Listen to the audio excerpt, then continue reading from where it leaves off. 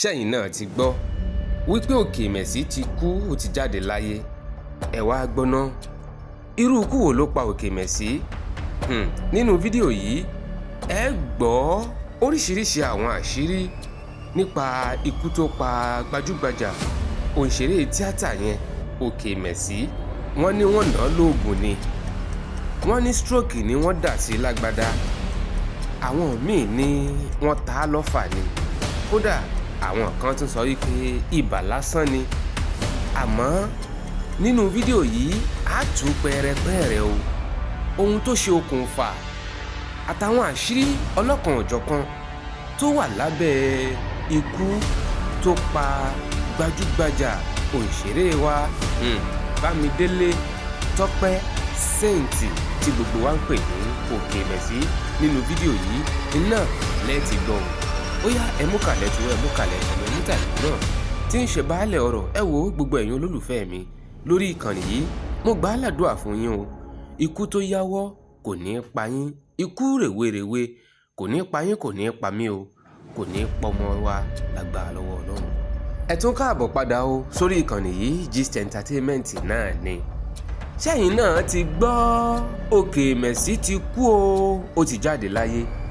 Láìpẹ́ yìí òun ni Bámidélé Tọ́pẹ́ Sẹ́ǹtì tó farahàn lórí ìkànnì akẹgbẹ́ ìyẹn Jeff Owólẹ́wà, níbi tó ti ń sọ ọ̀pọ̀lọpọ̀ àwọn tójú ẹ̀ rí, bí wọ́n ti ta á lọ́fà, bó ti yarọ tó ń datọ́ lẹ́nu, pàápàá tí ò tún lè sọ̀rọ̀, bẹ́ẹ̀ náà ni kò lè jẹun.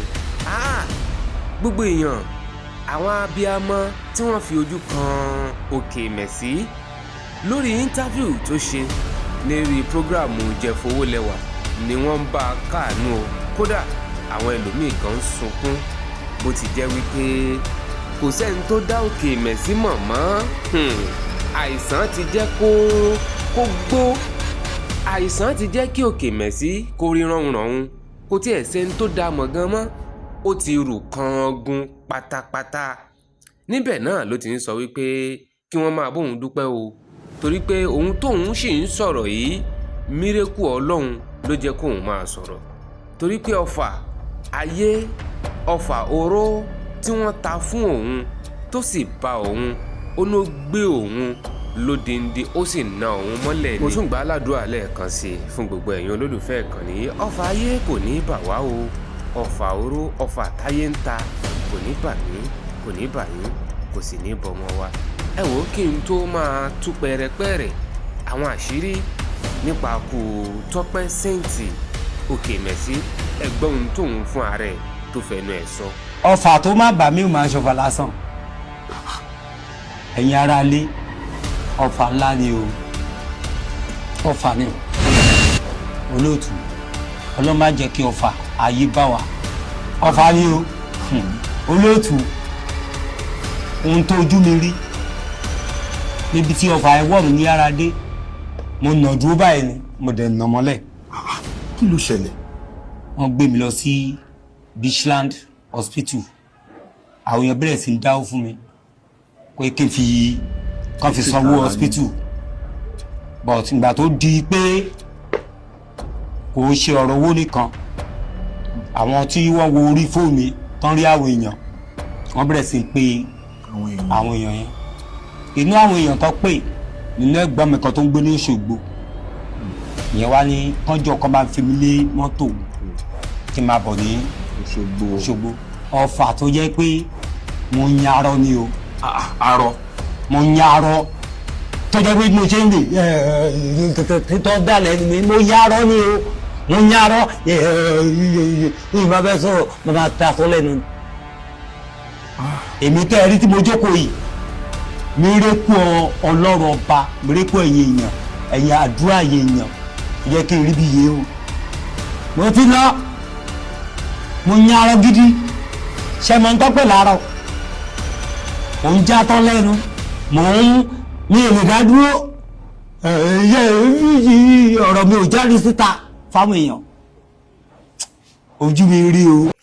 Oke Mesí lẹ̀ ń wò yìí o, nígbà tí ò tí ì bẹ̀rẹ̀ àìsàn. Òun náà lẹ tún wò yìí nígbà tí àìsàn dé, Ọlọ́run má fa àìsàn kàn wá. nínú àwọn gbajúgbajà òǹṣeré Nollywood tí wọ́n bá tẹlifíṣàn yìí sọ̀rọ̀, wọ́n ní ọfà ni wọ́n ta Oke Mesí o. wọ́n gbé dìgbàdìgbà ó di ọsibítù. àwọn èèyàn ṣùgbà rẹ̀ wọ́n bẹ̀rẹ̀ sí í dáwó fún kí wọ́n fi tọ́jú ẹ̀. kódà wọ́n dáwó fún kí wọ́n gbalé fún. wọ́n gbalé ọ̀hún náà fún tán. ǹjẹ́ ẹ jẹ́ mọ̀ pé kò sunrun ọ̀sẹ̀ kan ọ̀sẹ̀ méjì nínú ilé ọ̀hún kó tó di wípé wọ́n tún gbé dìgbàdìgbà ó tún di ọsibítù. lára ọsibítù tí wọ́n gbé e lọ òun ni ọsibítù kan tó wà nílùú Èkó nílùú Gàndò. àmọ́ ńgbà tí wọ́n fi gbé e débẹ̀, ẹ wò ó, nǹkan ti bàjẹ́, nǹkan ti yíwọ́. àwọn ọlọ́sibítù ní kí wọ́n máa gbé e padà o, àfárá kí wọ́n tètè máa gbé e lọ. ó dàbí wípé brought in dead ni. àmọ́ wọ́n tún dá a padà síbi tí wọ́n ti ń tọ́jú ẹ̀ tẹ́lẹ̀. ká má fọ̀rọ̀ gùn, níbẹ̀ gangan lọ́lọ́jọ́ ti dé. níbẹ̀ gangan l'Oke Mesí tó ìtàtẹ́rù ń pa á. nínú àwọn tí wọ́n tún bá tẹlifíṣàn yìí sọ òun ni wípé bí wọ́n ti ta Oke Mesí lọ́fà yìí, abẹ́rẹ́ tí wọ́n fún un lọ́sibítù gan-an ló dàbí wípé ló jẹ́ kí kinní ọ̀hún kó yíwọ́ síbi pé ó fẹ́ yarọ.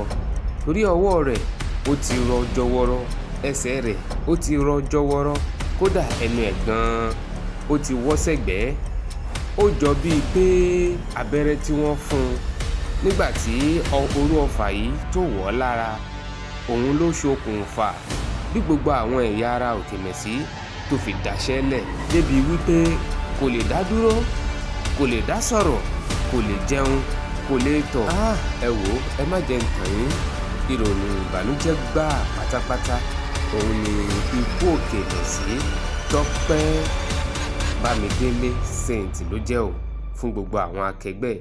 ẹ wò ó, ẹ dákun, ọlọ́run ọba ò ní fi ikú tó yáwọ́ pa gbogbo wa o. ẹ máa bá mi táìpù RIP sábẹ́ comment section yìí fún Oke Mesí, kọ́lọ́run ọba mi kó bá wa tẹ̀ sáfẹ́fẹ́ rẹ̀ o. Oke Mesí má jọ̀kùn má jẹ kò ló o, ohun tí wọ́n bá ń jẹ lájú ilé ọ̀run òun ni o máa bá wọn jẹ. ọlọ́run ó fọ̀run kẹ́ o, yóò sì dá wa tó kù sí. àní bá wọn kú pọ̀ wọ́wọ́. lánàá tí ń ṣe ọjọ́ Tuesday òun ni Oke Mesí ló jáde láyé o. àná Tuesday tí ń ṣe on the 25 oṣù kejì ọdún 2026 òun ni Oke Mesí ló jáde láyé o. kọ́lọ́run ọba kó bá wa tọ́jú ọmọ àtìyàwó àtàwọn ẹbí tí Oke Mesí tó fi sílẹ̀ o. ẹ má gbàgbé, ẹ jẹ́ ká máa táìpù RIP rest in peace fún Oke Mesí o. kọ́lọ́run ó tẹ́ sáfẹ́fẹ́ rere. gbogbo àwọn òǹṣeré Nollywood pátápátá tí wọ́n kù, kọ́lọ́run ọba kó bá wa dáàbò rẹ̀ bò wọ́n. kọ́lọ́run ọba kó bá wa fi ṣọ́ rẹ̀, kó bá wa fi ṣọ́ wọn o, kó sì bá wọ́n dáwọ́ ikú pípípí bí iná fìtílà tó ń ṣẹlẹ̀ láàrin àwọn Nollywood actors and actresses nílùú Nàìjíríà. àmì o, àmì àṣẹ lẹ́ẹ̀kan sí. ẹ má gbàgbé o, ẹ máa drop RIP fún Oke Mesí. Tọ́pẹ́ Bámidélé Saint, kọ́lọ́run ọba kó bá wa tẹ̀ sáfẹ́fẹ́ rere o. àmì o.